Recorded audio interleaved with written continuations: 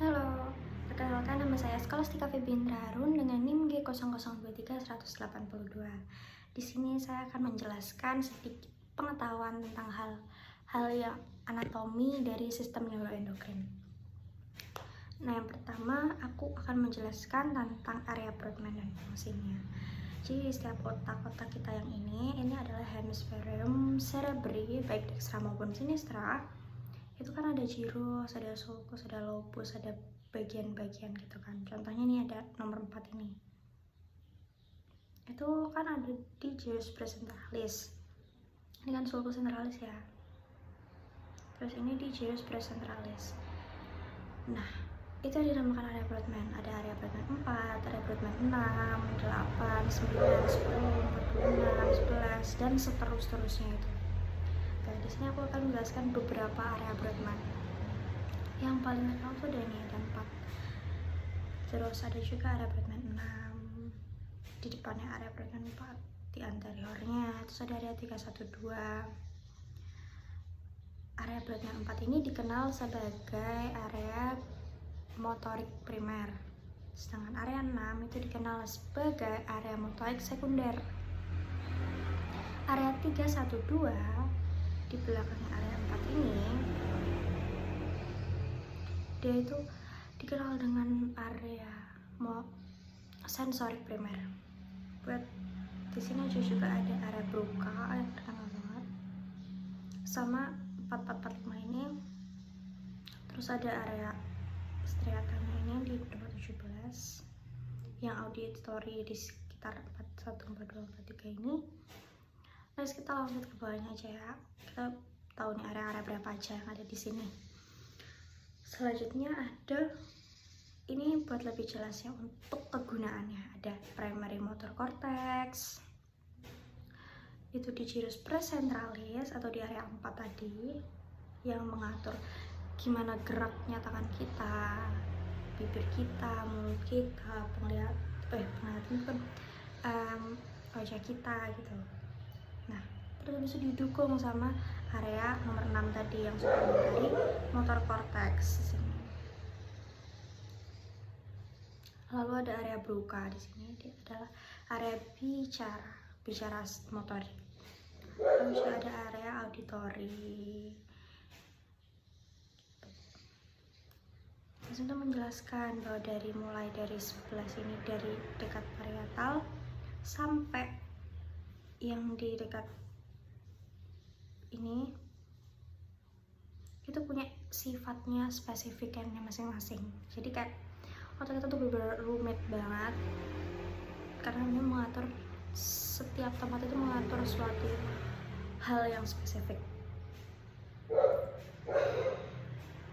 Lanjut kita ke tractus pyramidalis et extrapyramidalis. Jadi kedua traktus ini merupakan traktus motorik, jadi traktus descendens atau efferent, yang membawa sinyal yang ada dari otak kita ke tempat-tempat tergantung maunya di mana. Untuk traktus piramidal itu terdiri dari traktus corticospinalis anterior dan lateral. Yang mana itu? Ini adalah traktus corticospinalis anterior, yang ini adalah traktus corticospinalis lateral. Nah, nanti traktus corticospinalis anterior ini dia akan menyilang di decussatio piramida di atasnya medula spinalis. Tapi di sini nggak ada gambarnya. Lalu ada traktus ekstrapiramidal. Traktus ekstrapiramidal ini sama-sama membawa sinyal dari otak ke bawah, atau iya sesuai namanya descendens.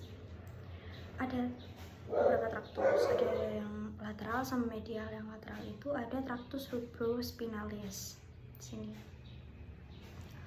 Lalu yang medial itu ada traktus tectospinalis, traktus reticulospinalis, juga traktus vestibulospinalis, medialis et lateralis. Kalau dari namanya pun juga kelihatan ya, misalnya nih corticospinalis, berarti dia membawa jarak dari korteks ke ke medula spinalis. Gitu. Ini untuk gambarnya, gambar medula spinalis. Next ada anatomi encephalon. Yang ketiga ada anatomi encephalon dan medula spinalis. Jadi yang tadi kita udah ngomong tentang medula spinalis ya dan encephalon. Encephalon itu dulunya secara embriologi dia awalnya terbagi menjadi 3 bagian. Ada prosencephalon, mesencephalon, dan rhomencephalon. Lama-lama dia berkembang, lalu jadilah ada telencephalon, diencephalon, mesencephalonnya tetap, terus ada metencephalon dan pons, lalu juga ada medula oblongata, dan terakhir medula spinalis. Telencephalon sendiri dia itu terdiri dari hemisferium cerebri yang terpisah dexta antara sinistra, lalu dia dipisahkan oleh falx cerebri atau viscera longitudinalis yang diisi falx cerebri. Terus ada corpus callosumnya juga yang menghubungkan antara kedua itu. Lalu ada diencephalon. Next kita ke diencephalon. Diencephalon itu ada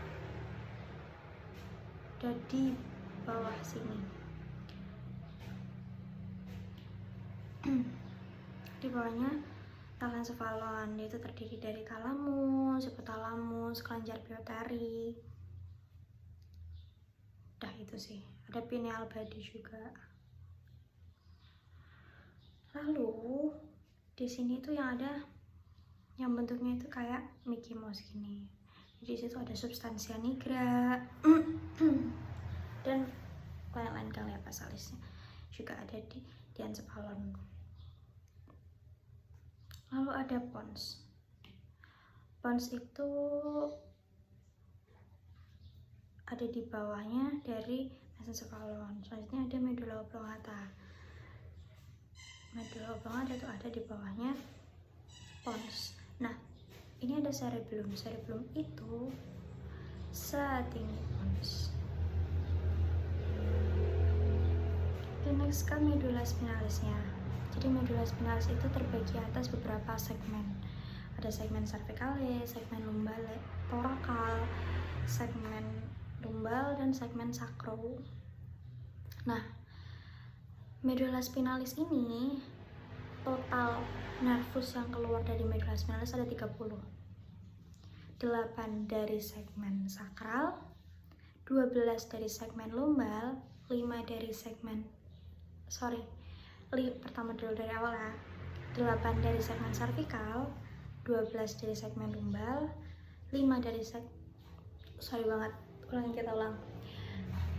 8 dari segmen cervical, 12 dari segmen torak, yang 5 dari segmen lumbal, dan 5 dari segmen sakral. Di sini kita bisa lihat bahwa ada kayak suatu pembekakan gitu ya. Ada 2. Nah, ini disebut namanya itumesensia. Ada namanya itumesensia cervicalis dan itumesensia lumbosakralis. Ini kalau kita lihat sekilas, kalau kita perbesar dan lihat dari anterior maupun posterior, berarti atas maupun bawah, superior maupun inferior, bentuk medula spinalis itu kayak gini nih, di sebelah sini. Jadi dia berbentuk kayak ada huruf H atau kupu-kupu ini ya. Nah, ini tuh merupakan substansia grisea dari medula spinalis. Nah, ini tuh yang berisi badan-badan sel. Di tengahnya substansia grisea ini ada yang namanya kanalis centralis. Di sini bolong. Nah, kanalis centralis ini yang nantinya akan dilalui oleh LCS atau liquor cerebrospinalis. Nah, LCS itu mengalirnya lewat kanalis centralis. Lalu ada di sini ada bagian-bagiannya. Di sini yang bagian posterior, yang sini bagian anterior. Nah, di anterior itu ada yang namanya fissura mediana posterior. Kalau di anterior di posterior itu namanya sulcus medianus posterior. Ada juga namanya sulcus intermedianus posterior. Gitu. Pokoknya gini ya. Nah, nanti di sininya itu baru yang substansia albana. Kalau kebalikan sama yang ada di korteks kita. Kalau korteks kita itu di luarnya itu ini yang virus dan sulcusnya. Nah, di luarnya itu substansia grisea, baru di dalamnya itu substansia albana. Gitu. Nah, kita akan membahas nervus cranialis dengan tempat keluarnya. Jadi, di dalam nervus cranial kita tuh ada 12. Nervus olfactory, opticus, oculomotor, trochlearis, abducens, trigeminus, facialis, vestibulocochlear, glossopharyngeus, vagus, accessorius, dan juga hypoglossus. Nah, tempat nervus ini punya tempat keluarnya masing-masing ya. Kalau nervus olfactorius itu dia keluar dari bulbus olfactorius, jadi dia di sini. Lalu nervus opticus itu akan keluar dari chiasma opticum. Nervus 3 atau nervus oculomotor dia akan keluar dari fossa interpendicularis. Juga nervus 4 dan nervus 3 dan 4 ya. Ada nervus 3 doang. Kebanyakan bahasanya deh. Terus habis itu ada juga nervus 4.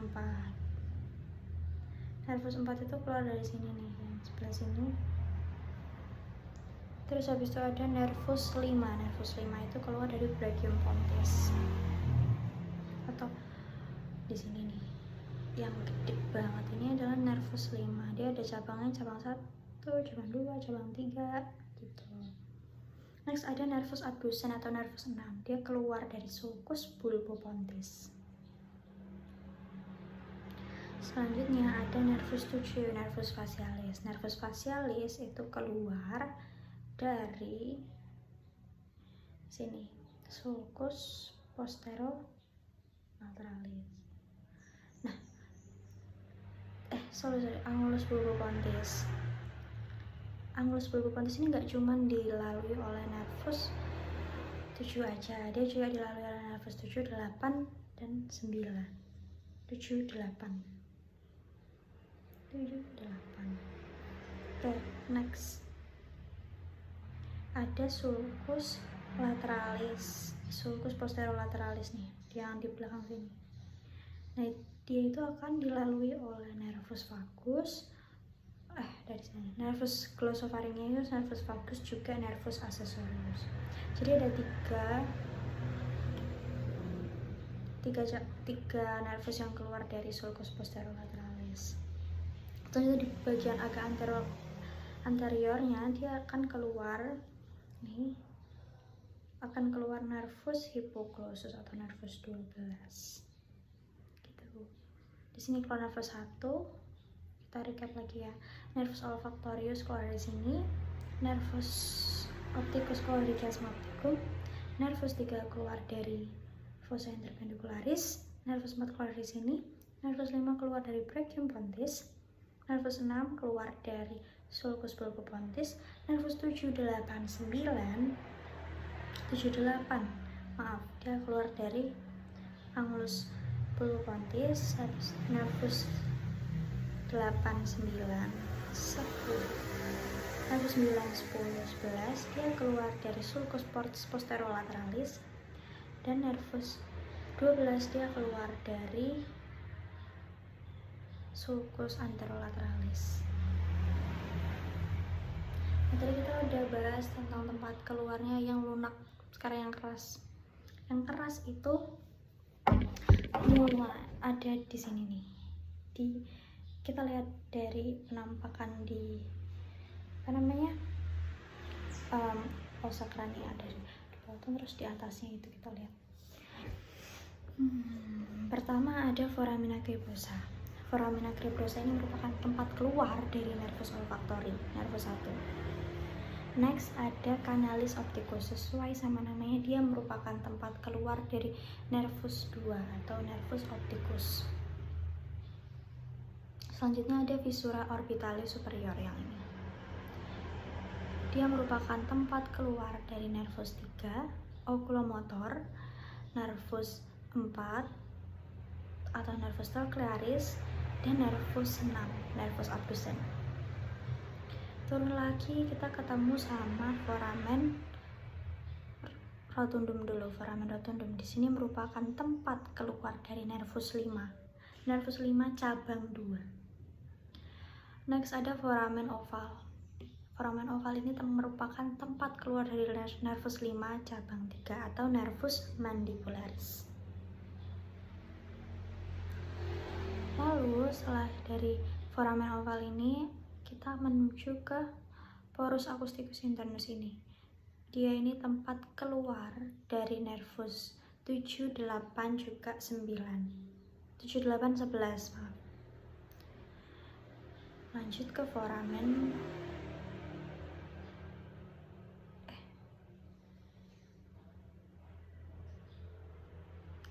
foramen jugulare. Foramen jugulare itu merupakan tempat keluar dari nervus 10, 11, 10, 9, 10, 11. Dan yang terakhir ada canalis hypoglosus. Canalis nervus hypoglosus tentunya tempat keluar dari nervus hypoglosus atau nervus 12. Nah, kita selanjutnya akan belajar tentang circulus arteriosus Willisi. Circulus arteriosus Willisi ini merupakan arteri yang akan memvaskularisasi otak. Kita bahas dari atas ke bawah di gambar ini aja.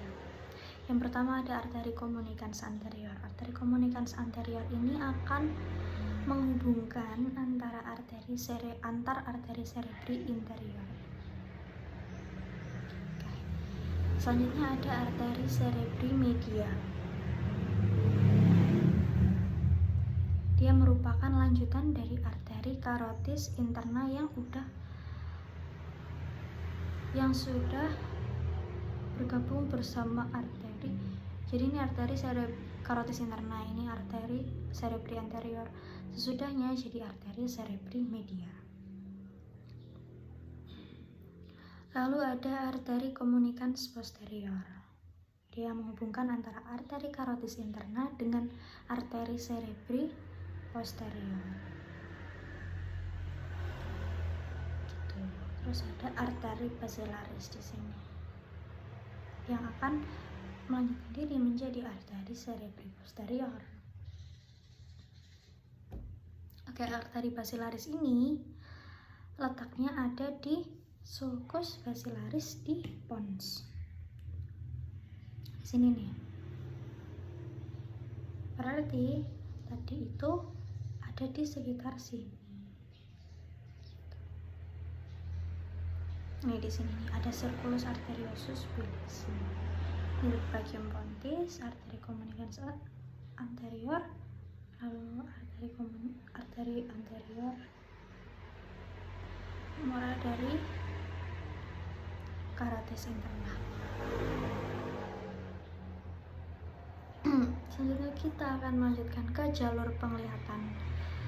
Nah, di jalur penglihatan ini kita akan membahas tentang anatomi dari media refrakta hingga ke otak. Oke, jadi cahaya akan masuk ini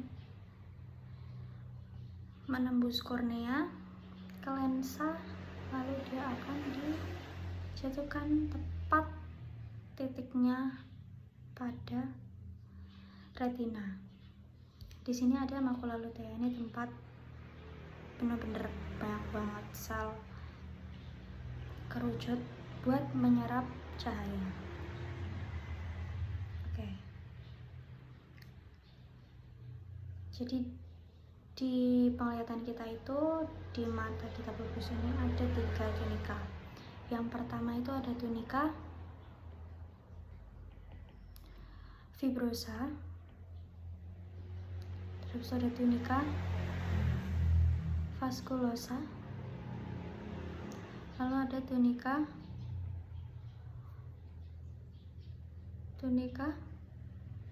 sorry aku agak lupa, tunica nervosa. Nah, ada 3 tunica tadi ya. Yang mana sih tunica vasculosa, nervosa, dan fibrosa itu? Tunica fibrosa ini tersusun dari ini yang paling luar, yaitu sklera dan juga kornea. Sedangkan tunica vasculosa dia tersusun dari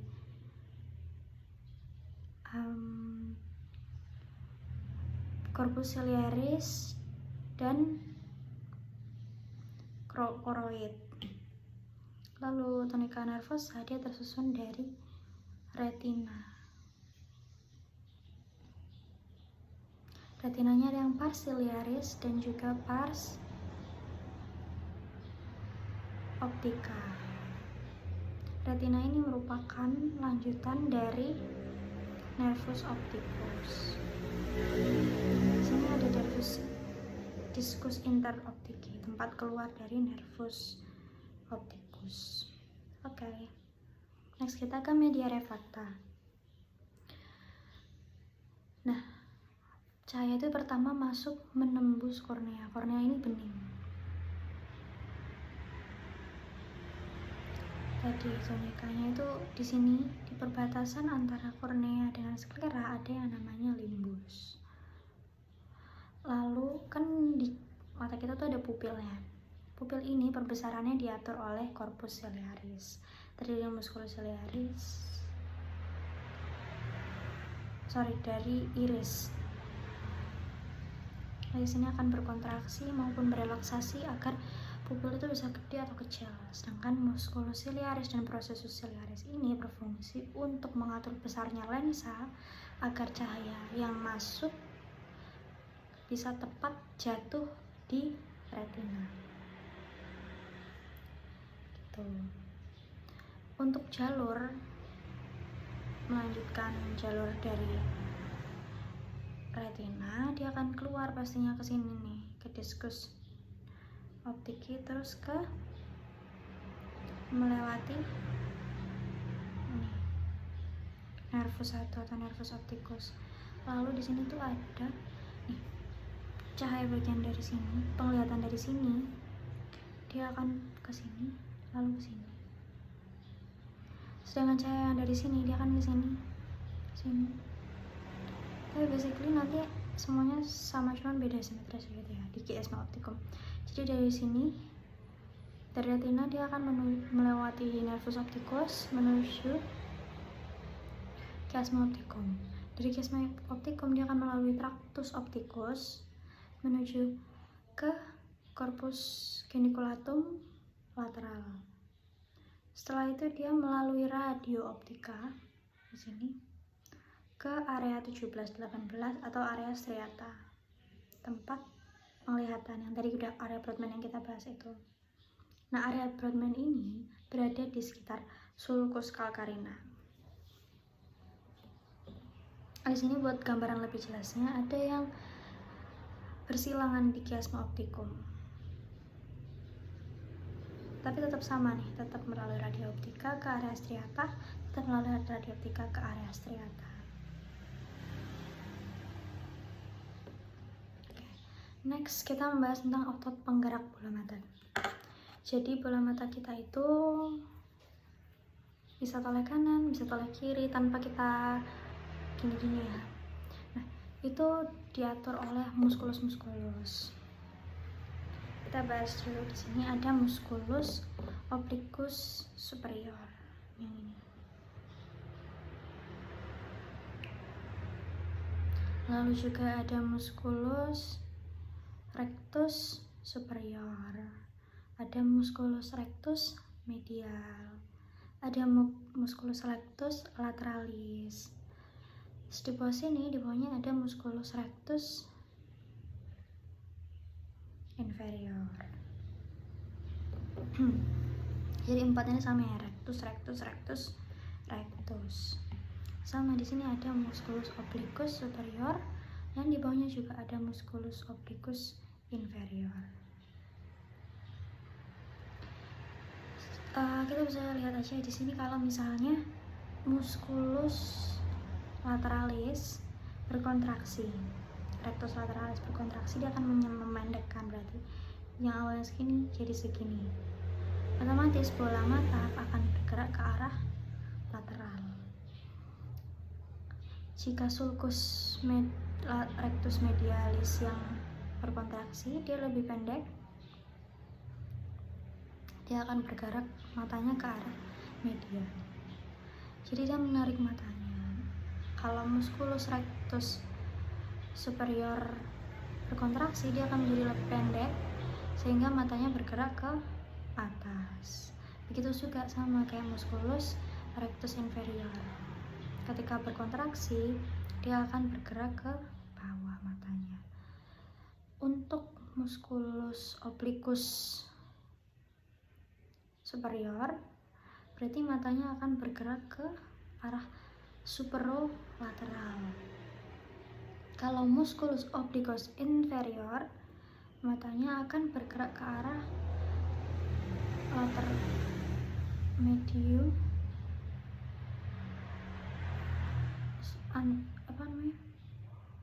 lateral dan ke bawah. Oke. Nah, coba kita lihat dari sini nih. Musculus yang medial sama medial dan lateral. Kan mereka berlawanan nih fungsinya. Kalau medial untuk ke arah kalau lateral untuk ke arah lateral, kalau medial untuk ke arah medial. Hal itu nggak mungkin kan kalau misalnya kita dengan nervus yang sama. Jadi selain dari musculus rectus lateral, dia dinervasi oleh nervus 3, yaitu nervus oculomotor. Sedangkan yang lateral, rectus lateral, dia dinervasi oleh nervus abdusen atau nervus 6. Soalnya tadi nulisnya 4, nervus 3 dan nervus 6. Oke. Next kita ke saraf simpatis dan saraf parasimpatis. Yang pertama ada di sini, kita bisa lihat beda warnanya antara saraf parasimpatis dengan saraf parasimpatis dengan saraf simpatis. Nah, tapi perbedaannya bukan perbedaan warna sih. Parasimpatis itu di sini kita bisa lihat ada di sini dan ada di sini. Nah, berarti segmennya berbeda dong dengan saraf simpatis. Ya, berbeda. Jadi kalau saraf parasimpatis itu segmennya di kraniosakral. Sedangkan saraf simpatis dia ada di torakolumbal. Gitu. Lalu kita bisa lihat di sini akson dari saraf parasimpatis terlihat lebih panjang karena dia dari sini menginervasi organ-organ, sedang dari sini menginervasi organ-organ. Jadi kita bisa lihat saraf aksonnya itu lebih panjang. Lalu kalau di saraf simpatis dia aksonnya lebih pendek-pendek.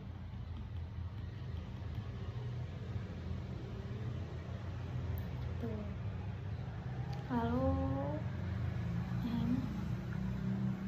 oke.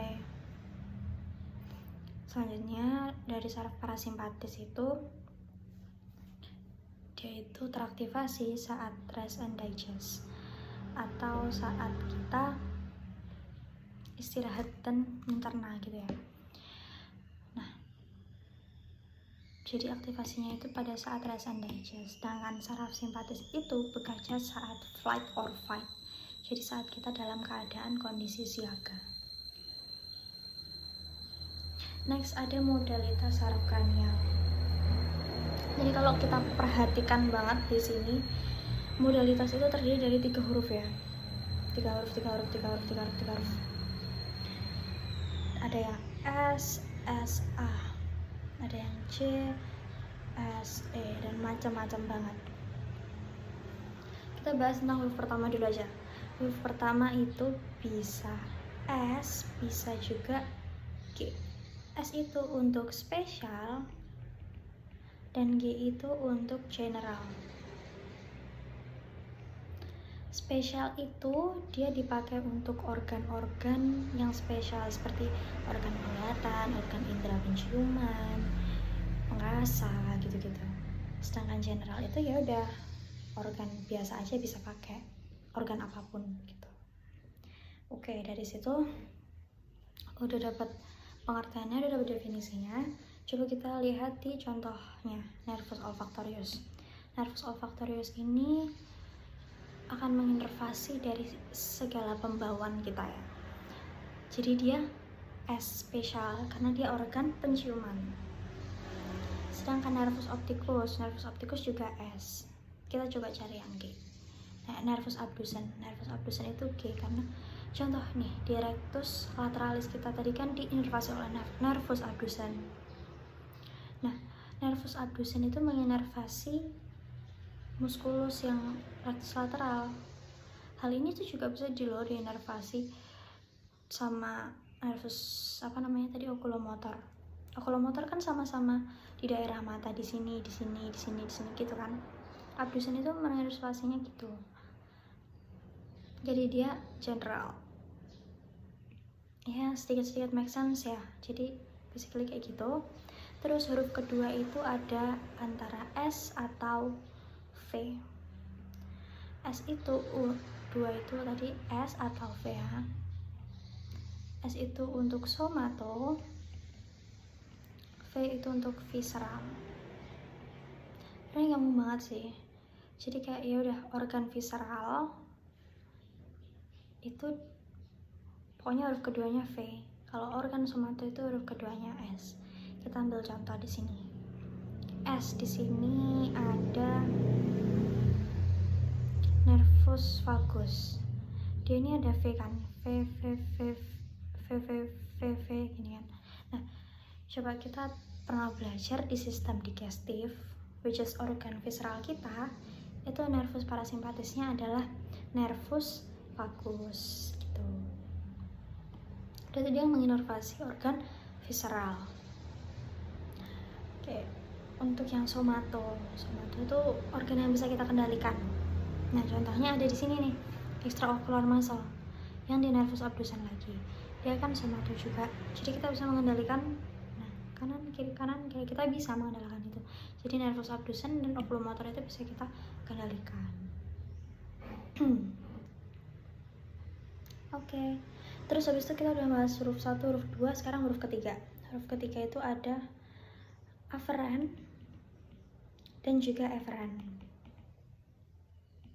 A for afferent, E for efferent. Kita coba ambil contoh di sini juga. A.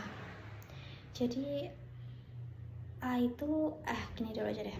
Afferent itu membawa impuls ke otak.